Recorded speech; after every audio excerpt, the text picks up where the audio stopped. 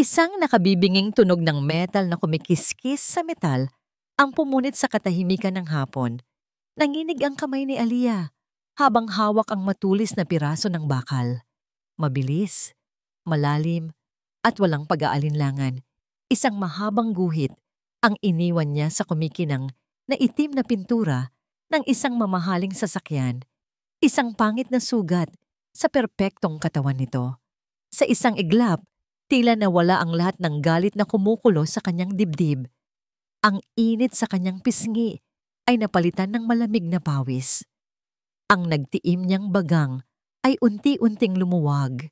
Napatingin siya sa kanyang ginawa. Ang gasgas ay parang isang kidlat na gumuhit sa gilid ng kotse. Anong ginawa ko? Mahinang bulong niya sa sarili. Ang kaninang tapang na naramdaman niya ay biglang naging purong takot. Bumalik sa kanyang isipan ang imahe ng may-ari ng sasakyan. Isang matangkad, aroganteng lalaki na nakasuot ng mamahaling suit. Ang paraan nito kung paanong duruduruin at pagsalitaan ng masasakit ang isang matandang janitor dahil lamang sa natapong kape ay nagpaalab sa dugo niya. Wala kang silbi. Kung hindi mo magawa ng maayos ang trabaho mo, lumayas ka dito. Ang mga salitang iyon ay umalingaw-ngaw sa isipan ni Aliyah. Para sa kanya, ang kahirapan ay hindi isang kasalanan. Ang dignidad ay hindi nabibili ng pera. At walang sino man, gaano man kayaman, ang may karapatang yurakan ang pagkatao ng iba. Pero ang pagtatanggol na yon ay may kapalit. At ang kapalit ay ang ebidensyang nakaukit ngayon sa sasakyang nagkakahalaga, marahil ng higit pa sa lahat ng ari-arian niya, sa buong buhay niya. Mabilis na kumilos si Aliyah. Itinapon niya ang piraso ng bakal at halos patakbong nilisan ang parking lot ng malaking gusali. Hindi siya lumingon. Ang bawat hakbang niya palayo ay kasabay ng malakas na kabog ng kanyang dibdib. Aliyah, ano ba yan? Tulala ka na naman dyan, sabi ni Bea sabay tapik sa kanyang balikat. Nasa tambakan na sila ng basura, ang kanilang opisina, sa ilalim ng sikat ng araw. Ang amoy ng nabubulok na basura ay matagal nang hindi iniinda ni Aliyah. Ito ang mundong kanyang ginagalawan. Isang mundong malayo sa kumikinang na mga sasakyan at matatayog na gusali. Wala ito. May naalala lang ako. Pagsisinungaling niya habang patuloy na pinaghihiwalay ang mga plastic bottles sa mga lata. Naalala o pinoproblema? Pang-uusisa ni Bea. Alam mo, yang pagiging mainitin ng ulo mo ang magpapahamak sa'yo balang araw. Napayuko na lang si Aliyah. Tama si Bea. Ang kanyang pagiging mapusok ay isang depekto na alam niya. Ay nako, pakinggan mo na lang ako, sabi ni Bea na tila may bagong ideya. Yung kumpanya na kinukuhanan natin ng mga scrap, yung EnviroCorp, naghahanap sila ng mga waste sorter para sa planta nila. Mas malaki ang sahod, may benefits pa. Hindi ka na mabibilad sa araw. Umiling si Aliyah. Hindi para sa akin yan, Bea. Hanggang dito lang ako. Ano ka ba? Walang mawawala kung susubukan mo. Pinasa ko na nga ang pangalan mo eh. Bukas daw ang interview. Puntahan mo na. Pamimilit ni Bea. Sabay abot sa kanya ng isang maliit na papel na may address. Tinitigan ni Aliyah ang papel. Isang parte sa kanya ang nagsasabing huwag nang umasa. Pero isang parte rin ang bumubulong na baka ito na ang pagkakataon niyang umalis sa buhay na ito. Kinabukasan, sa kabila ng pag-aalinlangan, dumating si Aliyah sa address. Isang malaki at modernong gusali. Ang pangalan sa harapan ay nagpatindig ng kanyang balahibo. EnviroCorp Solutions. Pinagpawisan siya ng malamig. Ito ang gusali kung saan niya nakita ang aroganteng lalaki kahapon. Ito ang gusali kung saan niya ginawa ang pinakamalaking pagkakamali sa buhay niya. Gusto niyang tumakbo palayo, pero huli na. Tinawag na ang pangalan niya. Ang nag-interview sa kanya ay isang babaeng nasa middle age na may maamong mukha. Mabait ito at palangiti.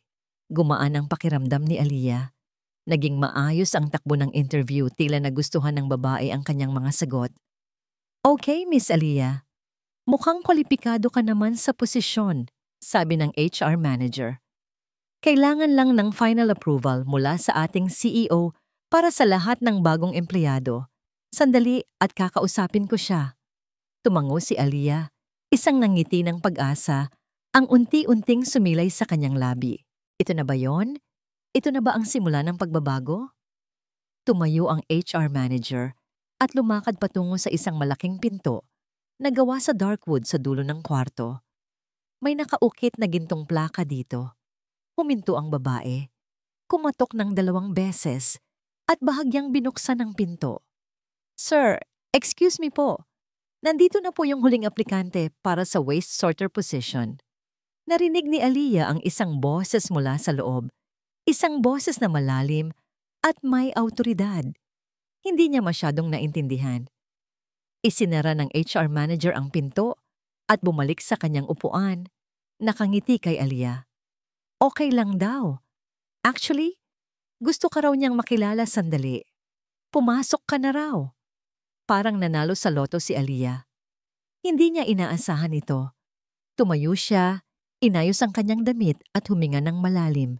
Naglakad siya patungo sa pinto. Ang puso niya ay puno ng pag-asa. Nang nasa tapat na siya ng pinto, muli siyang huminga ng malalim at dahan-dahang pinihit ang doorknob. Magandang araw po, sabi niya habang pumapasok. Nakatayo ang lalaki malapit sa bintana. Nakatalikod sa kanya habang kausap ang isang tao sa telepono. Okay?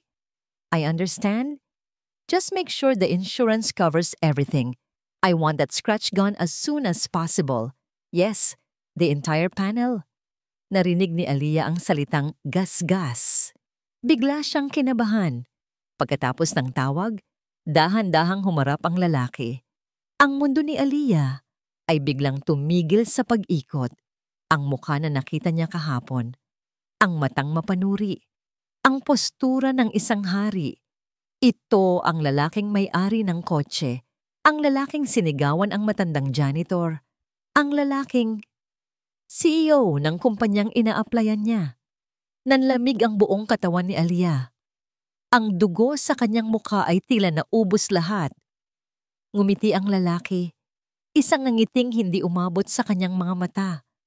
Isang ngiting nakakakilabot. So, he said, his voice dangerously calm, you must be Aliyah. Nakatayo lang si Aliyah sa gitna ng malawak na opisina. Ang mga paa niya ay tila napako sa sahig. Ang hangin ay biglang naging mabigat. Halos hindi siya makahinga. Ang lalaking kaharap niya, ang CEO, ay dahan-dahang lumakad patungo sa kanyang malaking mesa. Umupo ito, ipinag-cross ang kanyang mga braso at tinitigan siya. Walang emosyon, walang galit. Isang blangkong tingin lang na mas nakakatakot pa kaysa sa isang sigaw. Maupo ka, utos nito. Nanginginig na sinunod ni Aliyah ang utos. Bawat galaw niya ay mabagal, na para bang anumang oras ay babagsak siya. Aliyah, pag-uulit nito sa kanyang pangalan. Alam mo ba kung gaano kamahal ang kotse sa labas?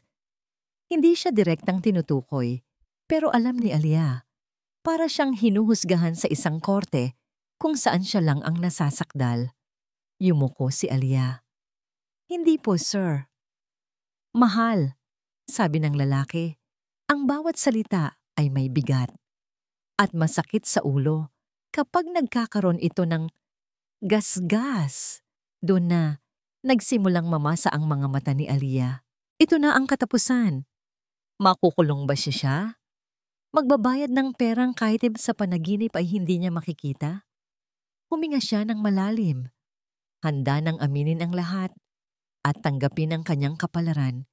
Ang kanyang dignidad na lang ang natitira sa kanya. Sir, ako po. Ikaw ang pinakamagaling na aplikante sa lahat ng nag-apply para sa posisyon. Pagputol nito sa kanya, natigilan si Aliyah. Itinaas niya ang kanyang ulo Gulat na napatingin sa lalaki. Nagbibiro ba ito? Base sa credentials mo, masipag ka. At base sa interview mo kanina, kailangan mo talaga ng trabaho. Patuloy nito. Pero sa tingin ko, hindi para sa'yo ang pagiging waste sorter. Kumunot ang noo ni Aliyah. Ito na ba yon? Ang paraan niya ng pagtanggal sa kanya? Sayang ang tapang mo sa ganoong klaseng trabaho. Isang malamig na kaba ang gumapang sa likod ni Aliyah. Alam niya ang ginawa niya. Pinaglalaruan lang siya nito. Kaya may iba akong alok para sa'yo, sabi ng CEO habang sumandal sa kanyang upuan. Isang promotion. Promotion po? Halos pabulong na tanong ni Aliyah. Pero hindi pa po ako nagsisimula. Exactly. Starting today, hindi ka na waste sorter. Ikaw na ang magiging personal cleaner ng opisinang ito. Napatanga si Aliyah. Personal cleaner? Ng opisina niya? Araw-araw, maglilinis siya sa ilalim ng mapanuring tingin nito. Ito ba ang parusa niya? Ang dahan-dahan na pagyurak sa kanyang pagkatao? Mas mataas ang sahod. Doble sa inaalok para sa waste sorter. Dagdag pa nito, na tila nababasa ang pag-aalinlangan sa kanyang mukha. Ang salitang yon ay tumatak sa isip ni Aliyah. Ang perang yon ay sapat na para sa gamot ng kanyang ina. Sapat na para sa pag-aaral ng kanyang mga kapatid. Sapat para mabigyan sila ng kahit kaunting ginhawa. Pero ang kapalit ay ang kanyang pride, ang kanyang dignidad. Tinitigan niya ang CEO, si Sir Hendrik, gaya ng tawag sa kanya ng HR manager kanina. Nakita niya ang isang bahagyang ngisi sa gilid ng labi nito. Isang ngisi ng tagumpay. Alam nitong naisahan siya. Alam nitong wala siyang pagpipilian. Napapikit si Aliyah ng mariin. Ang imahe ng kanyang pamilya ay lumitaw sa kanyang isipan. Wala siyang karapatang maging mapagmataas ngayon. Tinatanggap ko po, sabi niya. Ang boses ay basag at puno ng pagkatalo. Good, sabi ni Hendrik. Tumayo ito at lumabas ng opisina. Pagbalik, may kasama na itong isang babae. Ang babae ay maganda, balingkinitan at nakasuot ng eleganteng office attire. Ang nangiti nito ay perpekto. Aliyah, this is Dahlia. Siya ang executive assistant ko. Ituturo niya sa iyo ang mga dapat mong gawin, sabi ni Hendrik. Hi Aliyah, welcome to EnviroCorp. Masayang bati ni Dahlia. Inilahad nito ang kamay. Nag-aalangang tinanggap ni Aliyah ang kamay ni Dahlia. Malambot ito, kabaligtaran ng magaspang niyang palad. Nice to meet you, Ma'am Dahlia. Dahlia na lang, sabi nito. Tumatawa. Pero may kakaiba sa mga mata ni Dahlia. Ang ngiti nito ay hindi umaabot doon. Grabe, ang swerte mo naman. Unang araw mo pa lang, promoted ka na agad. At personal cleaner pa mismo ni Sir Hendrik. Paano mo nagawa yon? Ang tanong ay tila inosente. Pero naramdaman ni Aliyah ang pahiwatig sa likod nito. Isang pahiwatig ng pagdududa. Hindi ko rin po alam, sagot na lang ni Aliyah. Iniwan sila ni Hendrik. Habang ipinapaliwanag ni Dahlia ang mga gagawin, hindi mapigilan ni Aliyah na isipin na ang bawat sulok ng opisinang ito ay magiging kanyang kulungan. Pagkatapos ng maikling tour, bumalik sila sa mesa ni Dahlia sa labas ng opisina ni Hendrik. May inabot itong folder kay Aliyah. Heto na pala ang contract mo. Sabi ni Sir, papirmahan ko na raw sa'yo para makapagsimula ka na bukas. Binuksan ni Aliyah ang folder. Sa loob ay isang kontrata. Binasa niya ang bawat linya. Ang kanyang mga mata ay maingat na sinusuri ang bawat salita. Sahod, oras ng trabaho, mga benepisyo. Lahat ay nakasulat doon. Pero sa dulo ng kontrata, bago ang pirmahan, may isang clause na nakasulat sa maliliit na letra. Isang clause na nagpatigil sa kanyang paghinga. Article V. Section 3. The employee is prohibited from tendering resignation for a period of 3 months from the start date of employment unless with the explicit written consent of the Chief Executive Officer. Ipinagbabawal ang pag-resign sa loob ng 3 buwan. Napaangat ang tingin ni Aliyah. Nakita niyang nakatayo si Hendrik sa may pinto ng kanyang opisina, nakatingin sa kanya.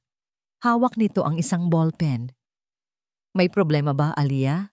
Tanong nito. Ang boses ay kalmado pa rin. Naramdaman ni Aliyah ang pagsasara ng mga pader sa paligid niya. Hindi ito isang trabaho, isa itong bitag. Mula sa one-way glass window ng kanyang opisina, pinanood ni Hendrik si Aliyah na nakatitig sa kontrata. Kitang-kita niya ang pagbabago sa ekspresyon nito. Mula sa pag-asa, pagkalito, hanggang sa dahan-dahang pagkaunawa. At sa huli, takot. Isang bahagi sa kanya ang nakaramdam ng kirot. Hindi niya gustong takutin ang babae. Pero wala siyang pagpipilian. Sumandal siya sa kanyang upuan at ipinikit ang mga mata. Ang alaala ng pag-uusap nila ng kanyang ama kagabi ay sariwa pa rin sa kanyang isipan.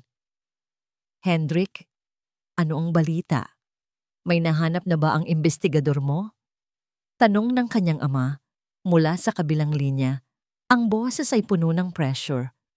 "Dad, I'm working on it. May isang lead, isang babaeng basurera na tumutugma sa deskripsyon," sagot ni Hendrik, habang tinitingnan ang litrato ni Aliyah sa kanyang computer screen. "Isang basurera?" Narinig ni Hendrik ang pagkasuklam sa boses ng ama. "Anak ni Don Ricardo, isang basurera? Siguraduhin mong siya na ngayon. Ang kasunduan natin sa pamilya nila ang magliligtas sa kumpanya. Kung hindi mo siya mapapapayag na pakasalan ka, malulugi tayo, Hendrik. Tandaan mo yan." "I know, Dad. I'll handle it," maring sabi niya bago ibaba ang telepono. Minasahe ni Hendrik ang kanyang sentido. Ang EnviroCorp, ang negosyong itinayo ng kanyang lolo, ay nasa bingit ng pagkalugi dahil sa maling mga desisyon ng kanyang ama.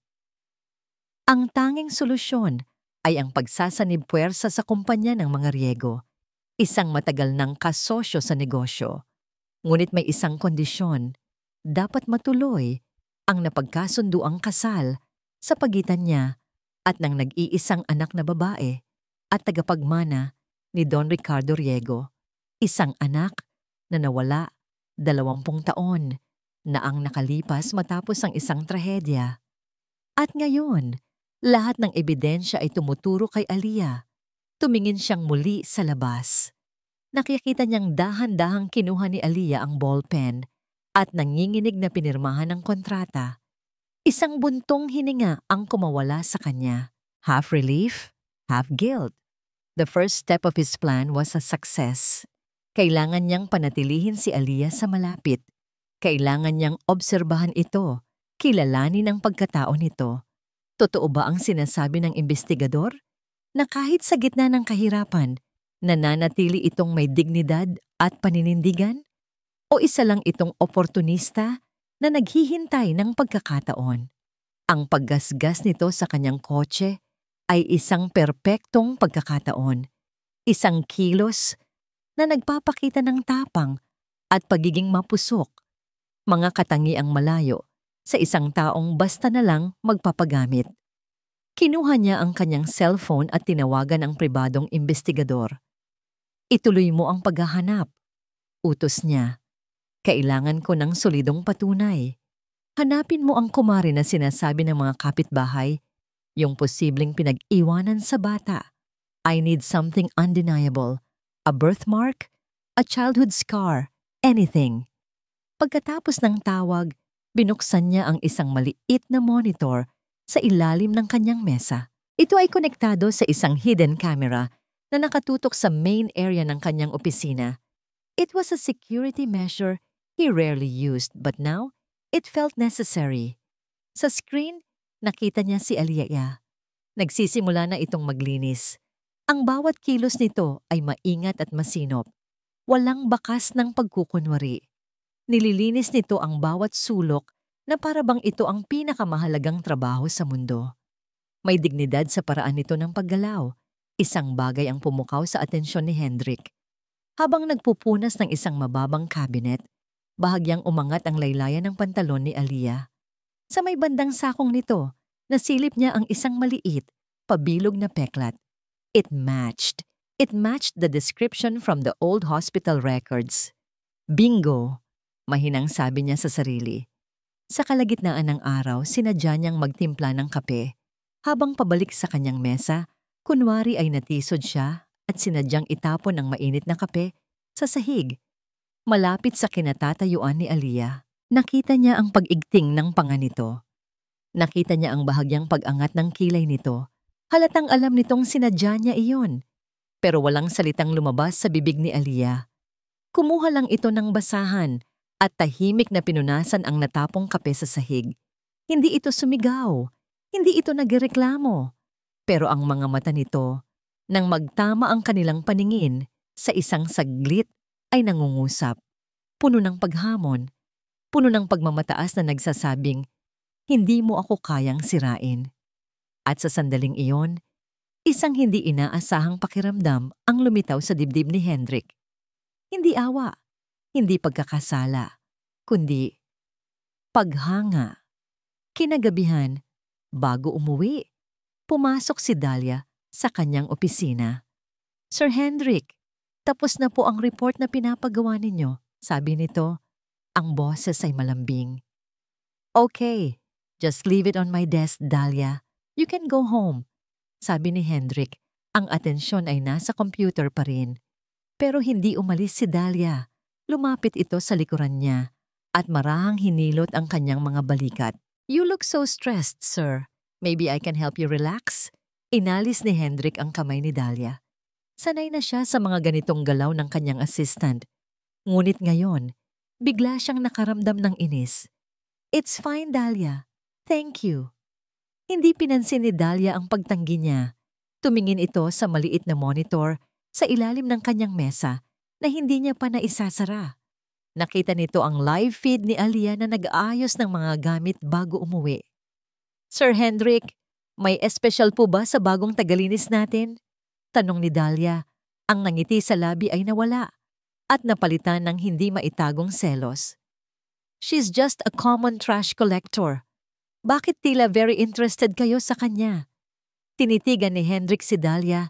Ang kanyang muka ay naging seryoso at malamig. She's my employee, Dahlia. And my employees are my business, nothing more. Pero habang sinasabi niya ang mga salitang iyon, ang kanyang mga mata ay bumalik sa screen kay Aliyah. Alam niyang nagsisinungaling siya. She was more than just his business. She was his mission. And maybe, just maybe, she could also be his salvation. Lumipas ang mga araw na naging isang nakakabinging rutina para kay Aliyah. Gigising siya sa umaga, magtatrabaho sa ilalim ng mapanuring tingin ni Hendrik, at uuwi sa gabi na pagod ang katawan at isip. Nasanay na siya sa katahimikan sa pagitan nilang dalawa. Paminsan-minsan ay nag-uutos ito, at siya naman ay sumusunod ng walang reklamo. Isang laro ng kapangyarihan na pareho nilang alam. Ngunit may isang bagay na hindi niya inaasahan, ang unti-unting pagbabago sa pakikitungo ni Dahlia. Noong una, si Dahlia ay palangiti at tila palakaibigan. Ngunit habang tumatagal, napapansin ni Aliyah ang maliliit na karayom sa bawat salita nito. Aliyah, pakidala naman itong mga dokumento sa accounting. At pakibilisan ha, baka may matapon ka pa. Sabi nito isang araw na may pahiwatig sa boses. Isang hapon, habang nagmamop si Aliyah ng sahig, sa labas ng opisina ni Hendrik, dumaan si Dahlia na may dalang tasa ng kape. Sinadya nitong matisod ng bahagya, sapat lang para tumalsik ang kape sa bagong linis na sahig. Oops, sorry, sabi ni Dahlia na may pekeng pagkagulat. Ang dulas pala. Hindi umimik si Aliyah. Kumuha lang siya ng basahan at muling nilinis ang sahig habang nararamdaman ang mapanuyang tingin ni Dahlia sa kanyang likuran. Ito ang mga maliliit na patak ng lason na araw-araw niyang tiniis. Ngunit alam niyang hindi siya pwedeng magreklamo. Sino ang maniniwala sa isang hamak na tagalinis laban sa isang pinagkakatiwalaang executive assistant? Ang pinakamatinding pagsubok ay dumating isang Biyernes ng hapon. Abalang-abala ang lahat dahil sa nalalapit na board meeting.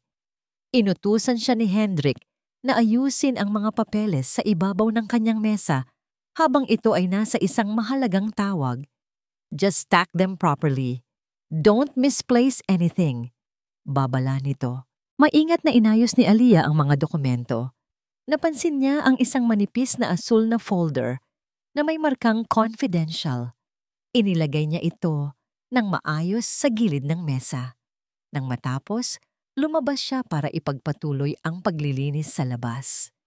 Nakita niyang pumasok si Dahlia sa opisina ni Hendrik, dala ang ilang dokumento. Nginitian siya nito. Isang ngiting nagpanginig sa kanya. Makalipas ang ilang minuto, lumabas si Dahlia na may bakas ng panik sa mukha. "Sir Hendrik!" Sigaw nito. Sapat na para marinig ng lahat sa kanilang palapag. "Nawawala po yung Riego Acquisition Proposal, yung blue folder." Lumabas si Hendrik mula sa kanyang opisina. Ang mukha ay seryoso. "What do you mean nawawala?" "Kaayos lang ni Aliyah ng mesa ko." Lahat ng mata ay napunta kay Aliyah. "Hindi ko po alam," sabi ni Aliyah. Ang puso niya ay nagsimulang kumabog ng mabilis. "Inayos ko lang po ang mga papel. Nakita ko po yung blue folder at inilagay ko sa gilid. Pero wala dito."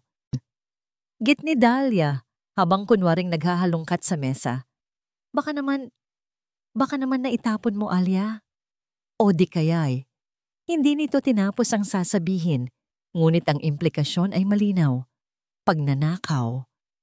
"Hindi ko po gagawin yon," depensa ni Aliyah. Ang boses ay nanginginig sa galit at hiya. "Dahlia, tumawag ka ng security." "Aliyah, don't move." Malamig na utos ni Hendrik. Pakiramdam ni Aliyah ay gumuho ang kanyang mundo. Ito na ang katapusan niya. Ang laso ni Dahlia ay sa wakas tumalab na. Habang naghihintay, ang bawat segundo ay parang isang oras. Si Dahlia ay nakatayo sa isang tabi. Ang mukha ay nagpapahayag ng pekeng pag-aalala. Si Hendrik naman ay nakatayo lang. Ang mukha ay hindi mabasa. Maya-maya, nagsalita si Hendrik. "Wait a minute," sabi niya. Lumakad siya pabalik sa kanyang mesa at binuksan ang pinakailalim na drawer. Mula roon, kinuha niya ang isang asul na folder, ang Riego Acquisition Proposal. "I remember now," kalmadong sabi ni Hendrik, habang nakatingin ng diretso kay Dahlia. "Ako pala ang naglagay nito dito kaninang umaga, bago pa man dumating si Aliyah. I wanted to review it personally. My mistake." Natigilan si Dahlia. Ang kulay sa kanyang mukha ay biglang nawala. Ganun po ba, sir? Naku, pasensya na po. Nagpanik lang po ako." Si Aliyah naman ay nakatayo lang. Hindi makapaniwala sa nangyari. Ipinagtanggol siya. Si Hendrik, ang lalaking kinaiinisan niya, ay ipinagtanggol siya. "It's okay. False alarm," sabi ni Hendrik sa mga empleyadong nakikiusyoso. Dahan-dahan, bumalik ang lahat sa kani-kanilang trabaho. Naiwan silang tatlo. "Aliyah, you can go back to your work," sabi ni Hendrik. Tumangulang si Aliyah at mabilis na lumayo. Ngunit sapat na para marinig ang sunod na sinabi ni Hendrik kay Dahlia. Ang boses nito ay mababa at puno ng babala. "Dahlia, in my office now." Kinagabihan, nag-overtime si Aliyah para tapusin ang paglilinis. Tahimik ang buong palapag. Siya na lang at ang ilaw mula sa opisina ni Hendrik ang natitira. Habang nagpupunas ng isang mataas na estante ng libro, hindi niya maabot ang pinakatuktok. Sinubukan niyang tumingkayad, ngunit walang nangyari. Bigla, may isang anino sa kanyang likuran. Isang kamay ang umabot sa ibabaw ng kanyang ulo at kinuha ang libro mula sa tuktok ng estante. Napaatras si Aliyah sa gulat, si Hendrik. "Here," sabi nito. Iniabot sa kanya ang libro. "Salamat po, sir." Ang kanilang mga kamay ay bahagyang nagdikit. Isang kuryente, ang tila dumaloy sa katawan ni Aliyah. Masyadong malapit ang kanilang distansya. Naamoy niya ang banayad na pabango nito. "Be careful next time," sabi ni Hendrik. Ang boses ay mas malumanay kaysa karaniwan. Hindi nakapagsalita si Aliyah. Nakatitig lang siya sa mga mata nito.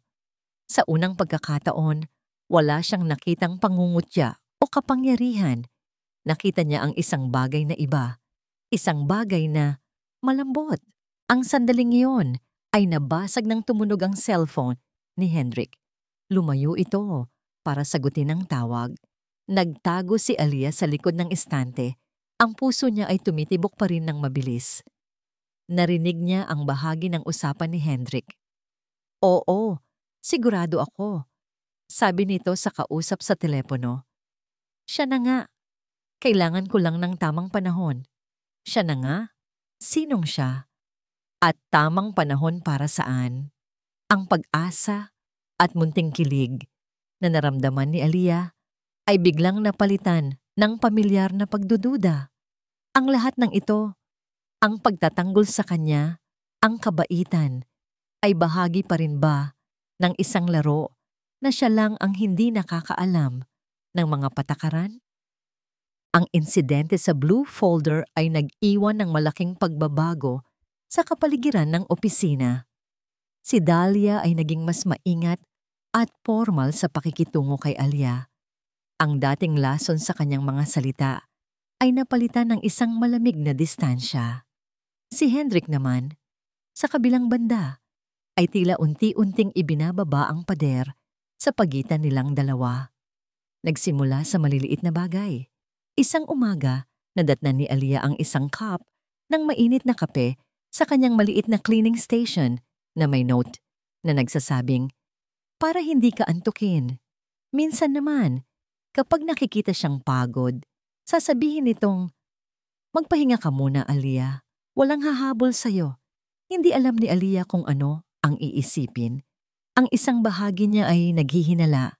Laging ipinapaalala sa sarili ang kontrata at ang misteryosong tawag sa telepono na kanyang narinig. Ngunit ang isa pang bahagi, ang bahaging pagod na sa pakikipaglaban, ay nagsimulang maniwala. Nagsimulang umasa. Isang hapon, nakita ni Hendrik ang isang maliit na hiwa sa kamay ni Aliyah na nakuha niya mula sa isang matalim na lata habang naglilinis. "Anong nangyari dyan?" tanong nito. Ang boses ay may bakas ng pag-aalala. "Wala po ito, sir.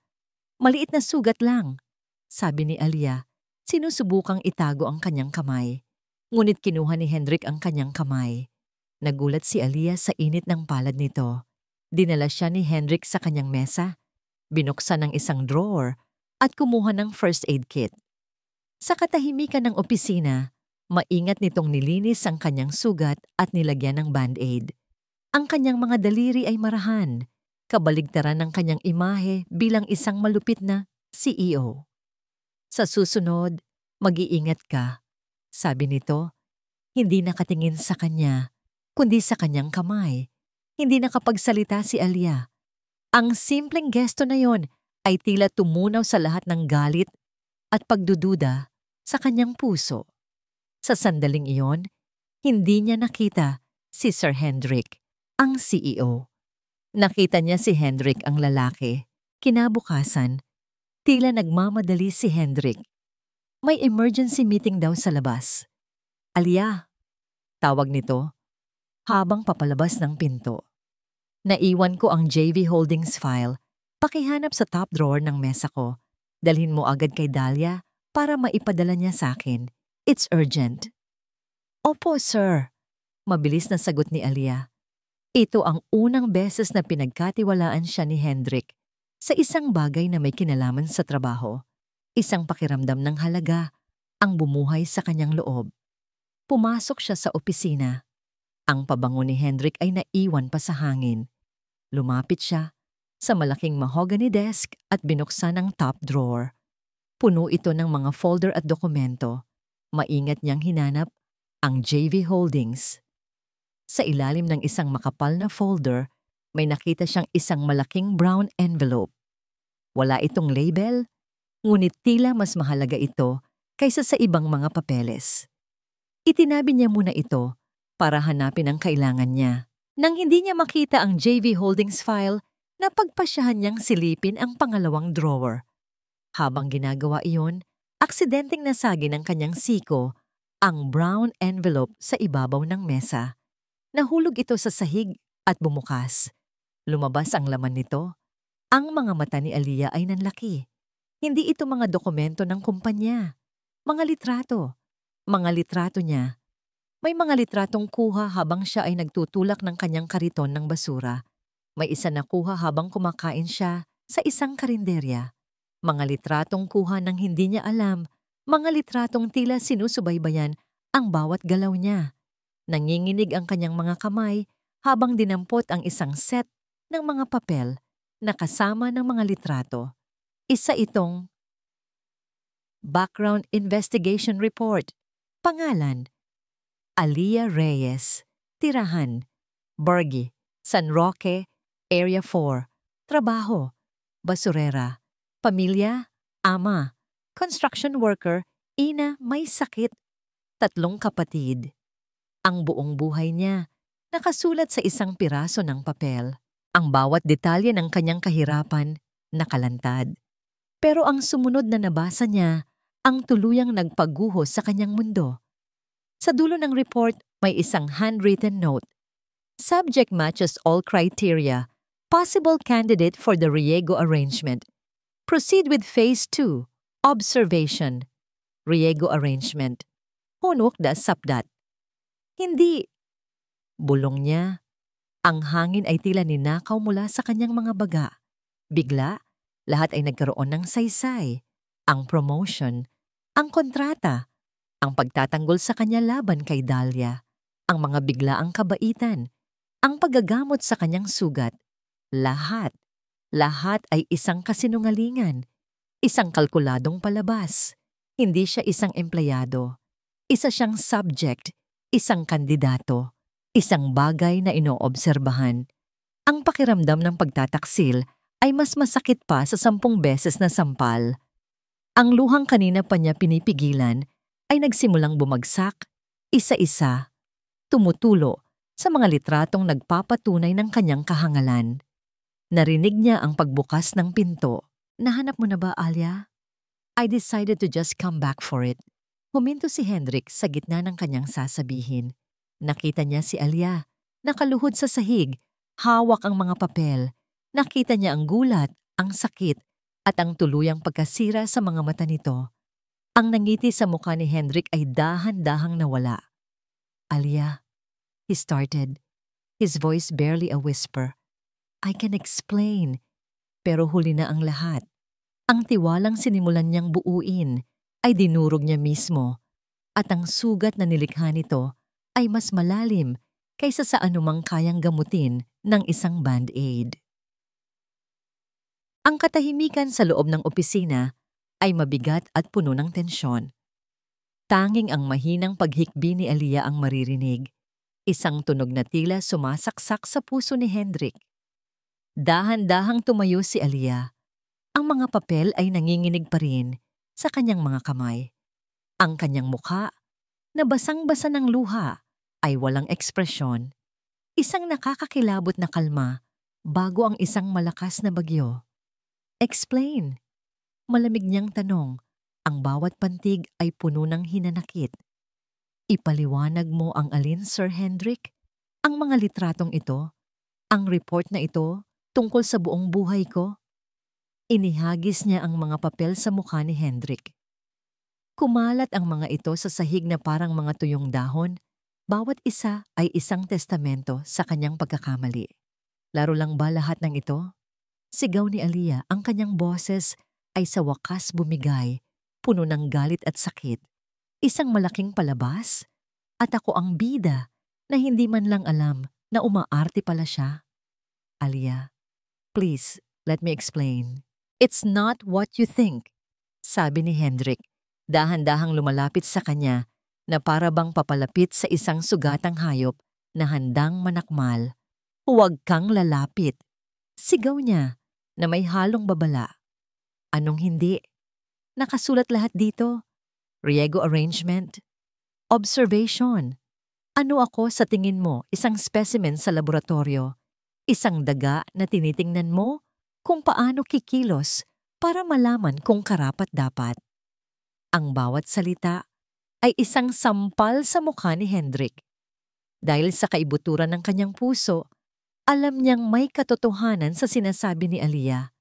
Ganoon nga ang plano niya sa simula. It started that way, yes.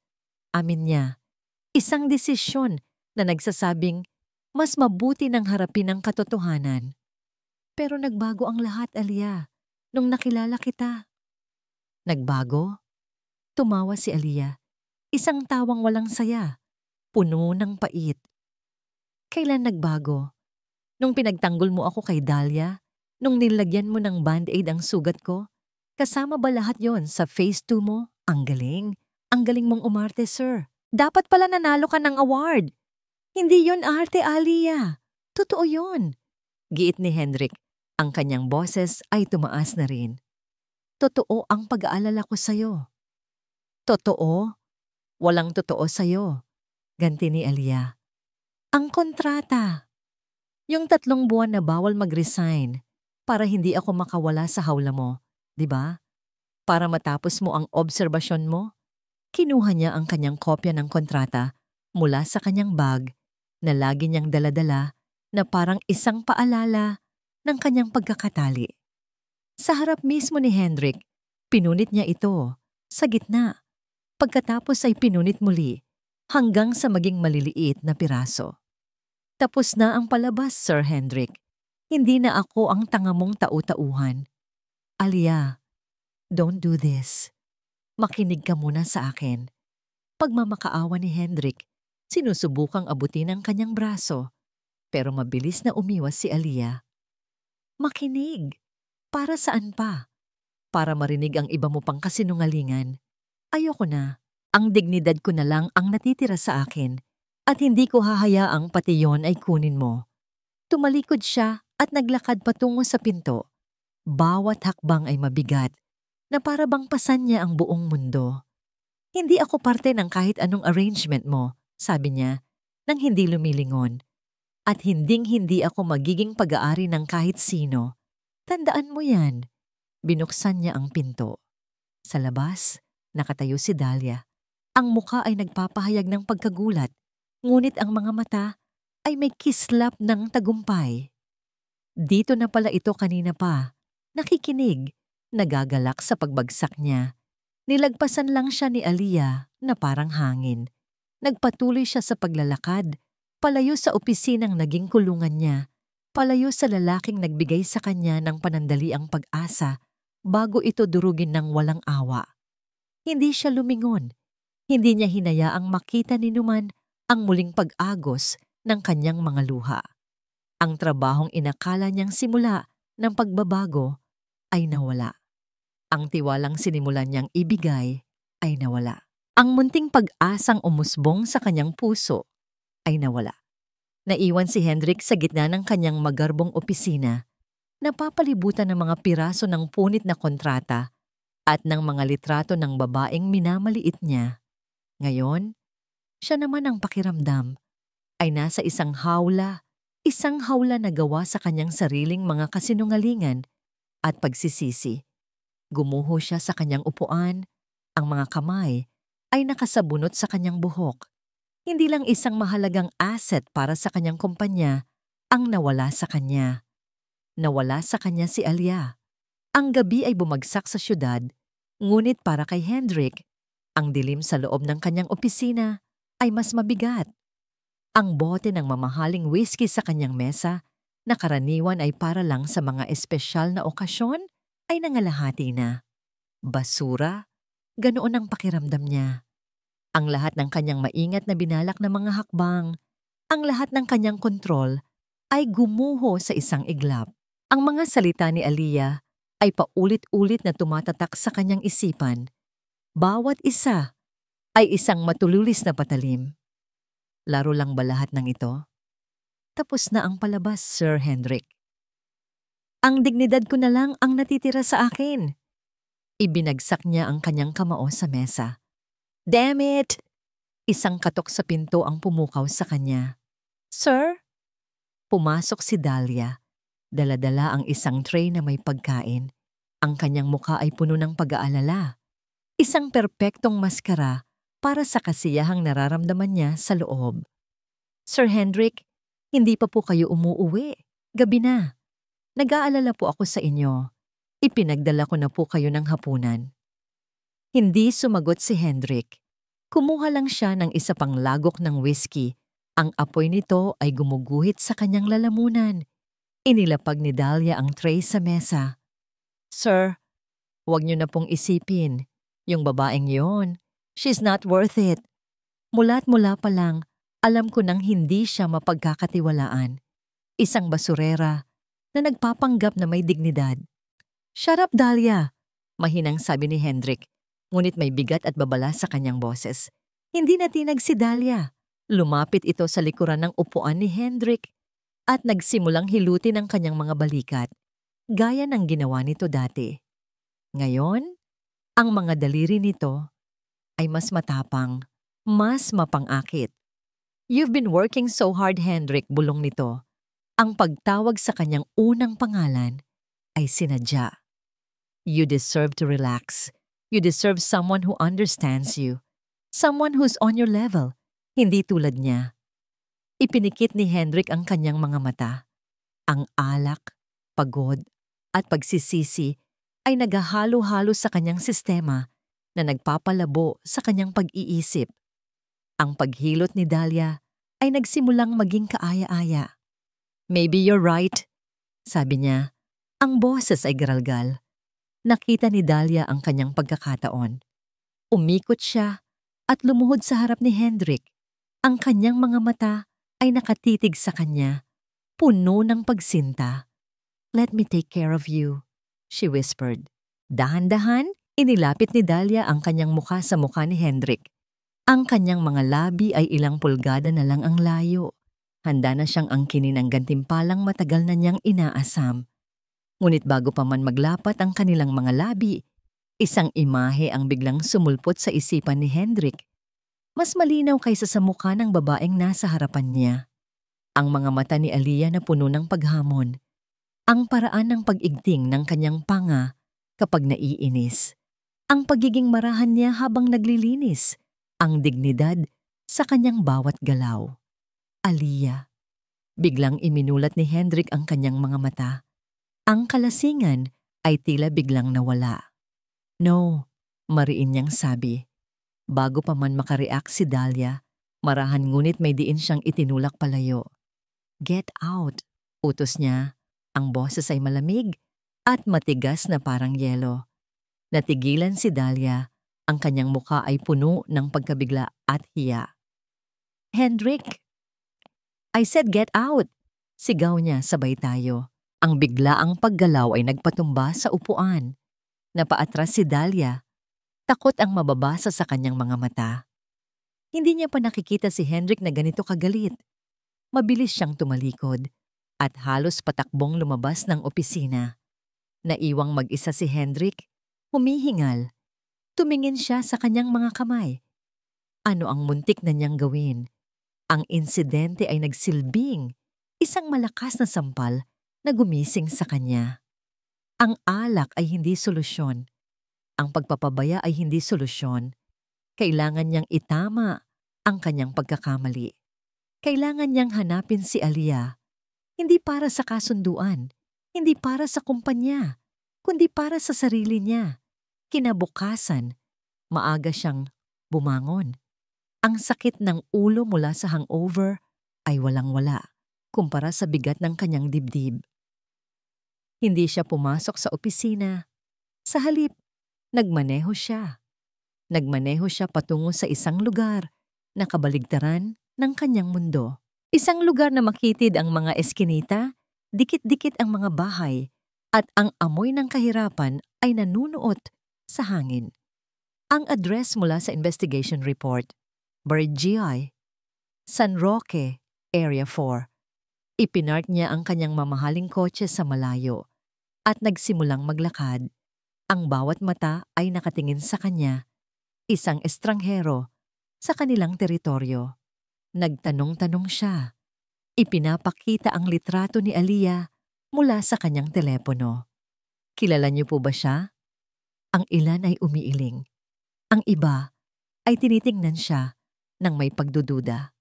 Sa wakas, isang matandang babae ang tumuro sa isang maliit, yari sa yero at tagpi-tagping kahoy na bahay sa dulo ng isang eskinita. Diyan nakatira ang pamilya Reyes, sabi ng matanda. Nagpasalamat si Hendrik at tinungo ang bahay. Ang puso niya ay kumakabog ng malakas. Ano ang sasabihin niya? Paano siya magsisimula? Huminto siya sa tapat ng pinto.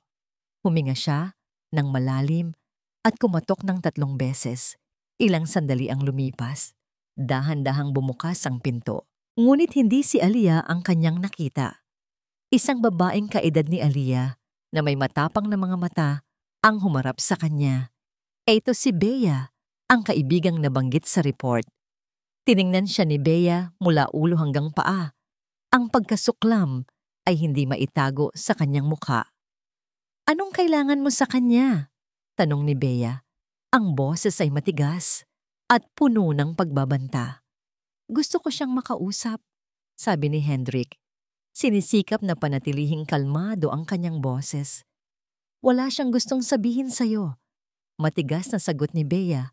Haharangin sana ang pinto. Umalis ka na. Matapos mong sirain ang pag-asa niya, anong karapatan mong magpakita dito? Bea, pakiusap. Kailangan kong ipaliwanag ang lahat. Pagmamakaawa ni Hendrik.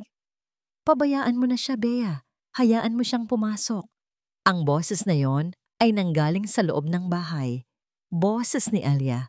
Tila pagod at walang buhay, ngunit nandun pa rin ang pamilyar na tapang. Nag-aalangang tumabi si Bea. Pumasok si Hendrik sa maliit na sala. Simple lang ang laman ng bahay, ngunit ba? Ngunit malinis.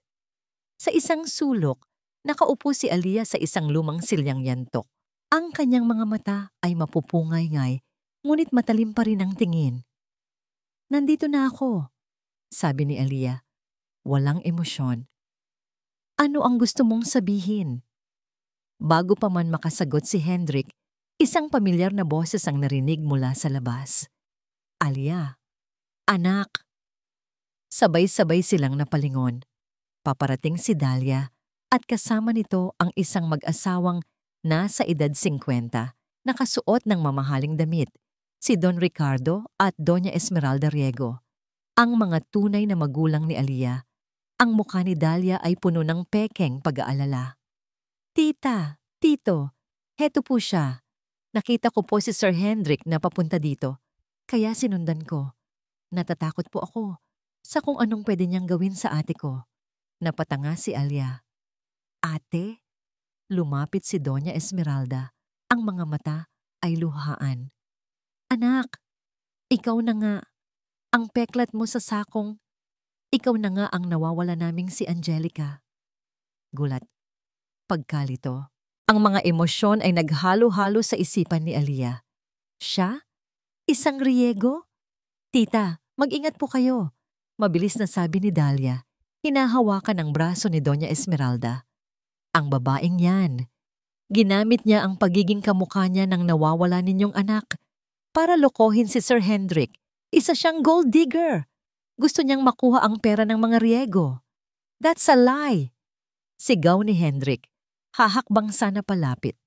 Huwag kang maniwala sa kanya, tito. Patuloy ni Dahlia. Ngayon ay nakatingin kay Don Ricardo. Planado niya ang lahat. Mula sa pag-apply sa kumpanya hanggang sa paglapit kay Sir Hendrik, ako mismo ang nakakita kung paano niya inakit si Sir. Tumigil ka na, Dahlia. Ang boses ni Hendrik ay mababa at puno ng awtoridad. Huwag mong daanin sa kasinungalingan ang kasakiman mo. Ako pa ang sinungaling? Ganti ni Dahlia. Ikaw ang nagdala sa kanya sa kumpanya. Ikaw ang nahulog sa bitag niya. Habang nagaganap ang kaguluhan, si Aliyah ay nakatayo lang, gulong-gulo. Ang babaeng tinuring niyang kaibigan ay siya palang ahas. Ang pamilyang hindi niya kilala ay nasa harapan niya. At ang lalaking sumira sa kanyang tiwala ay ipinagtatanggol siya. I have proof, kalmadong sabi ni Hendrik. Kinuha niya ang kanyang telepono at may pinindot. Isang audio recording ang tumunog sa maliit na sala. Boses ni Dahlia. Sir, aalisin niyo na ba si Aliyah? Kung kailangan niyo po ng papalit sa Riego arrangement, I'm willing. I can be a better Angelica than she ever could be. Boses ni Hendrik. What are you talking about, Dahlia? Boses ni Dahlia. Alam ko, sir. Alam ko kung sino siya. Nakita ko ang baby picture niya sa files ni Don Ricardo dati. Magkamukhang magkamukha sila. Pero mas karapat dapat ako. Ako ang nakakakilala sa inyo. Ang recording ay mula sa gabi, kung kailan sinubukan siyang halikan ni Dahlia. Hindi alam ni Dahlia na ang lamesa ni Hendrik ay may voice-activated recorder. Namutla si Dahlia. Hindi totoo yan. Gawa-gawa lang yan. Hindi pa ako tapos, sabi ni Hendrik. Ipinakita niya ang isang email sa kanyang telepono. Isang email mula sa isang empleyado sa HR na umaamin na inutusan siya ni Dahlia na i-flag ang application form ni Aliyah at siguraduhing hindi ito matatanggap. Isang plano na nasira ng personal na makialam si Hendrik. Doon na bumigay si Dahlia. Napaluhod siya. Humahagulgol. Oo na. Totoo na. Sigaw niya sa gitna ng kanyang pag-iyak. Nakita ko ang picture niya. Alam kong siya na yon. Pero bakit siya pa? Buong buhay ko, ako ang anino ng nawawalang perfect na anak. Ako ang laging second best. Nung dumating si Hendrik, inakala kong sa wakas, may isang bagay na mapapa sa akin. Pero pati siya, kinuha pa rin niya. Ang kanyang pag-amin ay parang isang bombang sumabog sa silid. Si Doña Esmeralda ay napahawak sa kanyang dibdib, habang si Don Ricardo ay tinitingnan si Dahlia na may halong awa at galit. Ngunit may isang huling revelasyon. Isang malakas na boses ang narinig mula sa pinto. Hindi lang siya ang may kasalanan. Lahat ay napalingon. Nakatayo doon ang ama ni Hendrik, si Mr. Delgado. Ang muka ay puno ng pagsisisi. Lumakad ito papasok at humarap kay Don Ricardo. Ricardo, kaibigan, patawarin mo ako. Anong ibig mong sabihin? Tanong ni Don Ricardo. 20 taon na ang nakalipas. Nagsimula si Mr. Delgado. Ang kumpanya ko ay nalulugi. Kailangan ko ng partnership mo. Pero ayaw mong pumayag. Sa desperasyon ko, nag-arkila ako ng mga tao para takutin ka. Para pilitin kang ibenta sa akin ang shares mo. Ngunit nagkamali sila ng target. Ang pamilya mo ang naaksidente at sa kaguluhan na yon, nawala si Angelica. Isang kolektibong paghinga ng pagkagulat ang pumuno sa silid. Hindi ko sinadyang mangyari yon. Patuloy ni Mr. Delgado, ang boses ay basag. Pero kasalanan ko pa rin. Ang buong buhay ko ay binabagabag ng konsensya ko. Kaya nung nalaman kong buhay ang anak mo, sinabi ko kay Hendrik na hanapin siya para itama ang pagkakamali ko. Ang lahat ng sikreto ay nasa labas na. Ang kasakiman ni Dahlia, ang kasalanan ng ama ni Hendrik. Sa gitna ng lahat ng ito, nakatayo si Aliyah. Ang kanyang mundo ay binaligtad. Ang kanyang pagkatao ay binago. Ang kanyang puso ay nasaktan at ipinaglaban.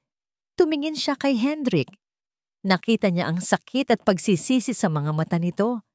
Hindi lang para sa sarili niyang pagkakamali, kundi para na rin sa kasalanan ng kanyang ama.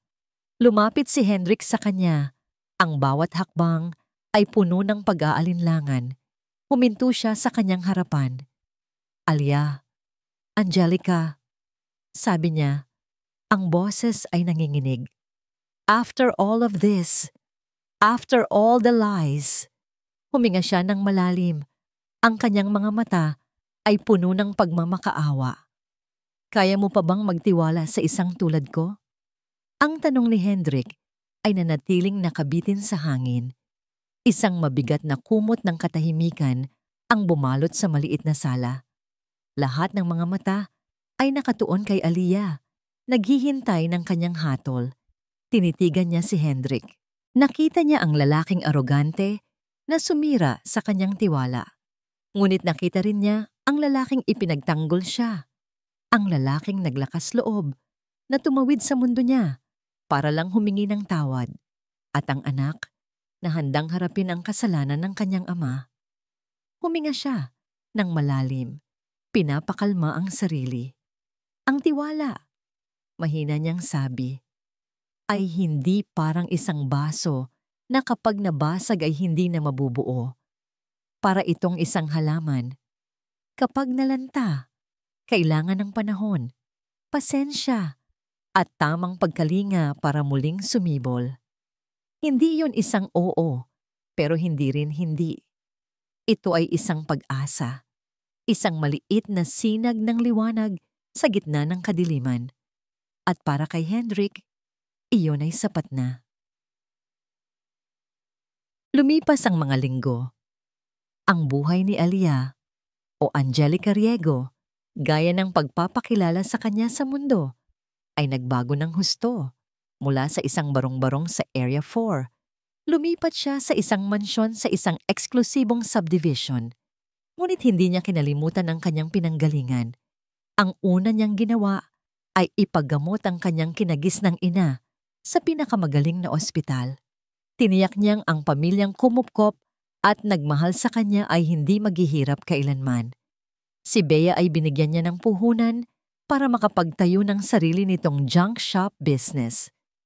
Ang pagyakap sa kanyang bagong pamilya ay hindi naging madali. May mga pagkailang, may mga nasasariwang sugat ng nakaraan. Ngunit sa bawat almusal na kanilang pinagsasaluhan, sa bawat kwento ng kanyang kabataan na ibinabahagi ng kanyang mga tunay na magulang, unti-unting nabubuo ang mga nawalang taon. Isang hapon, habang nag-aalaga ng mga rosas sa hardin ng mansyon, lumapit sa kanya si Dahlia. Payat ito at ang dating kumpiyansa sa muka ay napalitan ng hiya. Ate, mahina niyang sabi. Humarap si Aliyah. Dahlia, aalis na ako, sabi ni Dahlia. Pupunta ako sa probinsya, sa lola natin. Magsisimula ako ulit. Gusto ko lang humingi ng tawad sa lahat-lahat. Tinitigan ni Aliyah ang babaeng nagdulot sa kanya ng labis na sakit. Nakita niya ang tunay na pagsisisi sa mga mata nito. Ang pagpapatawad ay hindi para kalimutan ang ginawa mo, Dahlia, sabi ni Aliyah. Ito ay para palayain ang sarili ko sa galit. Pinapatawad na kita. Magpakabuti ka. Isang mabilis na yakap ang ibinigay ni Aliyah.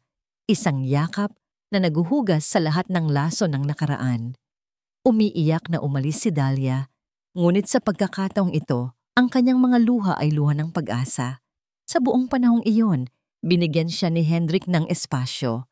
Walang pilitan, walang mamahaling regalo. Ang tanging ginagawa nito ay magpadala ng isang puting rosas tuwing umaga na may kasamang isang simpleng note, "Thinking of you."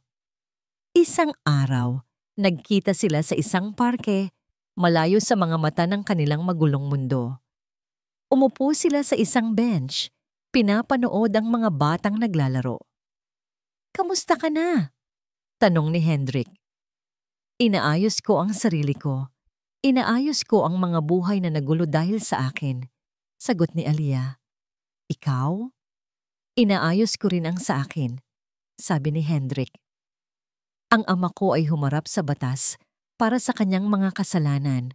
Nag-merge na ang mga kumpanya, pero sa tamang paraan. At ako, sinusubukan kong maging isang lalaking karapat-dapat sa tiwala mo. Ngumiti si Aliyah, isang tunay at matamis na ngiti. Ang halaman ko ay nagsisimula. Nang magkaroon ng mga bagong dahon, naintindihan ni Hendrik, ang ngiti ni Aliyah ang nagsilbing araw na kailangan ng halamang iyon. Makalipas ang isang buwan. Ang buwan, isang babae ang may kumpiyansang naglalakad sa pasilyo ng isang unibersidad. Ang kanyang suot ay simple lang, maong at puting t-shirt. Ngunit ang kanyang aura ay nagniningning. Huminto siya sa harap ng registrar's office at ipinasa ang kanyang mga papeles. Enrollment for Angelica Riego, Business Administration, sabi niya sa babae sa counter. Paglabas niya ng gusali, ang sikat ng araw ay sumalubong sa kanya. Nakasandal sa isang puno, naghihintay, ay si Hendrik. Wala itong dalang mamahaling kotse, nag-commute lang ito papunta doon. Congrats, Miss Riego. Nakangiting sabi niya. Salamat, Mr. Delgado.